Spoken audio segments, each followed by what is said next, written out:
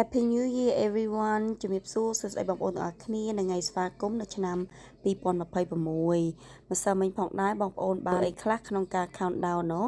សម្រាប់ខ្ញុំអត់បានសូវធ្វើអីទេបងប្អូនទាំងអស់គ្នានេះគ្រាន់តែទៅលេងផ្ទះមិត្តភ័ក្តិមួយផ្លែតចឹងណាបងប្អូនព្រោះគាត់មានប្អូនថ្លៃរបស់គាត់មកពីអូស្ត្រាលីហ្នឹងរបស់កូនរបស់គាត់អាយុតាណាកូនខ្ញុំហ្មងកូនស្រីតាណាកូនស្រីកូនប្រុសតាណាកូនប្រុសកូនស្រីទៀតតាណាកូនស្រីទៀតចឹងទៅ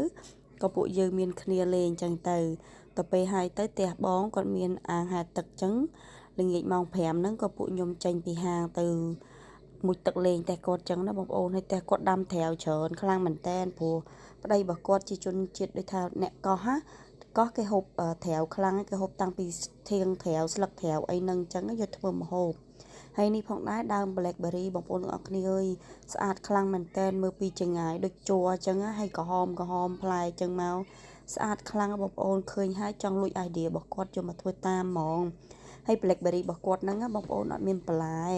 តែពេលភិកច្រើនអាហ្នឹងមានបន្លាតែរបស់គាត់អត់មានបន្លែគាត់ថាចាំឲ្យពូជខ្ញុំយកមកដាំហើយក្មេងៗកំពុងទៅហែលទឹកហ្នឹងបងប្អូនម៉ោង6ល្ងាចណា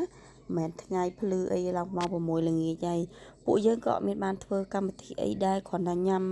អីជុំគ្នាបន្តិចបន្តួចហើយឲ្យក្មេងៗហែលទឹកបានរហូតលេងពេញផ្ទះអញ្ចឹងណាបងប្អូនហ្នឹងហើយឆ្នាំថ្មីសូមហេងទាំងអស់គ្នា